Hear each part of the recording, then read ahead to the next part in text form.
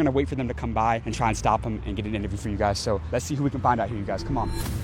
Hey, you guys can see right out in the distance out there. Look, I'm gonna go up to this guy. I really don't care. So we're gonna try and get this guy up here. In the ghost. Right here though? Yeah, right here. Hey, sir, how did you get rich? How did you get rich? Ah, my man. Hey, he's lost, man. He's lost. He doesn't know the size of the channel, so we can't blame him. But look, they got the Rolls Royce right up there next, right there. So we're gonna try and stop this guy somehow, you guys. Come on. Yo, sir, question real quick. Wait, is this your Rolls Royce? What are you doing? I'm going all over Beverly Hills interviewing the richest people. Is this your Rolls Royce? Do you want to get ran over here, bro? Is this your Rolls? Is this your Rolls Royce? Yeah, this is one of them. How did you get a Rolls Royce? A plumber, baby. You're not a plumber. Hell yeah. Being a plumber got you a Rolls Royce? Plumbing and air conditioning. How long have you been a business owner? The last company I flipped, I was owner for about 7 years. So what was the most amount of money you made in a single year? 2022, I made a little bit over $100 million. $100 million as a plumber? In plumbing, air conditioning, and electrical. Hey, can we pull up to the side for 1 minute? Hell no. Hey, you need to get... For 1 minute, just Bro. off the side. This is to help the younger generation out. I'm interviewing the richest people in Beverly Hills. Can we get 1 minute? You want to get a ticket? Can we get You're off to the gonna pay side? for this ticket. Can we get off to the side? I'm telling you right now, you're paying for this ticket. Hey, bro. Hey, he's pulled up, man. He's pulled up, man. Come on. Hey, only at the School of Hard Knocks, bro. You get people to stop in the Rolls Royce, man. Come on. A lot of people think they got to go invent a new tech company. You became a 9-figure entrepreneur. Plumbing, fixing toilets, man. Talk to me about that. Man, it's probably one of the dopest journey, man. You know what the dopest thing is? That not a lot of people know about this, man. And I think it's like our duty as entrepreneurs, you know, to talk to this generation about what's possible in air conditioning, plumbing, and electrical. Why do you like that industry as opposed to, say, tech or real estate? Why do you like the trades? Dude, we've been through recessions. We've been through the pandemic. You know, in the pandemic, I went from $30 million in revenue to over $100 million in just a 2-year span. What did you do to scale? How'd you grow 3x that quickly? Bro, we hired, honestly, the last company that I exited, we had the best of the best plumbers in California. We had the best of the best people in that industry. It took me about 2 to 3 years to learn that. Once you learn how to pay people and treat them properly, you could build any business. I don't care if it's a plumbing, air conditioning, a tech company, or whatever it is. As long as you're taking care of your people, that's where the biggest opportunities are. People's everything in business. All day, baby, all day. I would have only been able to fix 2 to 3 toilets a day. I had a little bit over 200 plumbers working for me when we were at our peak. So how did that marketing spread? What did you do to like grow was it word of mouth? Was it ads? I think I took one of the biggest risks in 2022. 2021, we were already doing a little bit over $60 million in revenue. And I went ahead and I got a little bit over 290 billboards all at once, just put my brand Next Gen Air Conditioning and Plumbing on it. And from putting up almost 300 billboards to, you know, having the right marketing mix is what got us to keep those phones ringing all here. Were those billboards expensive? Yeah, they were. But what was more expensive is not making the money. Scare money don't make money. Scare money don't make money, man. Did you come from a rich family? Did you come from a lot of money? No.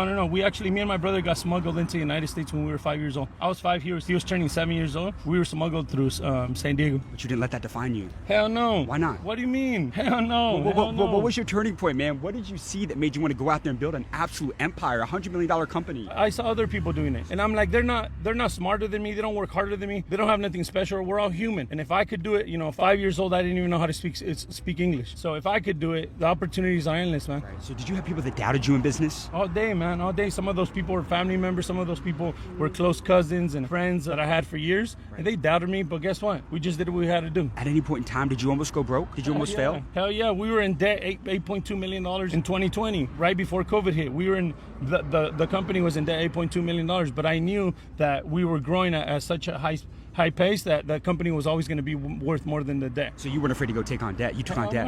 Hell no. There's only 2 ways to grow a business, and that's capital or debt. You choose which one you want to do. Some people, if you have $1 million, of course it's going to be easy to grow any type of business. Or you could grab $1 million in debt, and it's the same thing. What part of trades right now would you get into if you were starting over in today's world? The biggest opportunity right now is the electricians. They're about to make bank. They're about to make the most money. The next $100 million company is coming in the next year in the electrical business. I promise you. Look, private equity already came into our business. They bought all the solar people. They bought all the air conditioning people. They're about to buy all the electricians. AI cannot exist without electricity. They're about to go into a mass hiring spree of electricians. If you have a pulse and you have a brain, you could make $200,000, $300,000, $400,000 your first year of being an employee. That's game right there. Yes, hell yeah.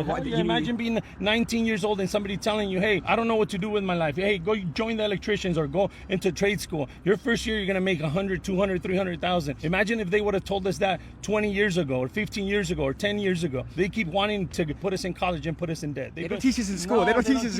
this. What's your name? My name's Ishmael Valdez. Wait, why don't they teach this in school? No, they don't want to teach us in school, man, because they're programming a bunch of employees. Man, you gotta get out there. I'm gonna challenge you right now. Take me back to the most life-changing conversation that you ever had. What is the greatest piece of advice you ever received throughout your career? Give me the best advice you ever got from a mentor. In order for everybody to eat, somebody's got to sell.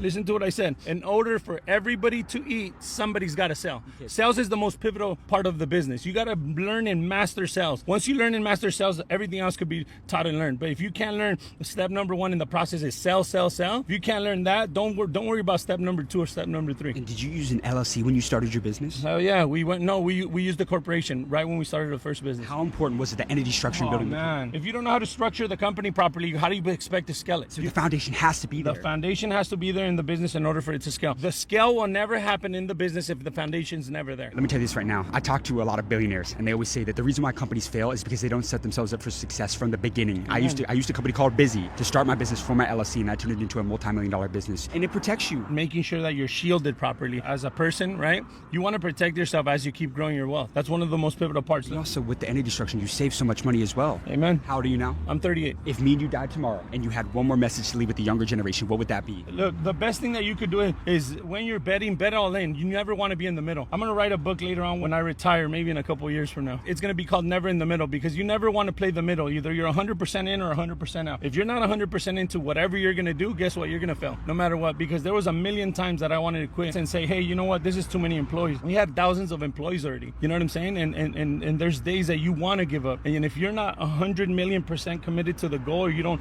have the vision, or you don't see it, you're going to fail. You got amazing advice, sir. Thank you so much for your time. I gotta ask you. Bro, you guys are killing it. I gotta ask you. I connect with all the millionaires and billionaires I interview. Can I get your contact? Of course. Yeah. Hell yeah. Guys, we finally got one. A plumber that sold his company for $100 million. I mean, that's insane. But did you hear what he said? He said the scale will never happen in the business if the foundation is never there. And he's right. Look, most people will try to grow their business without ever setting it up correctly in the first place.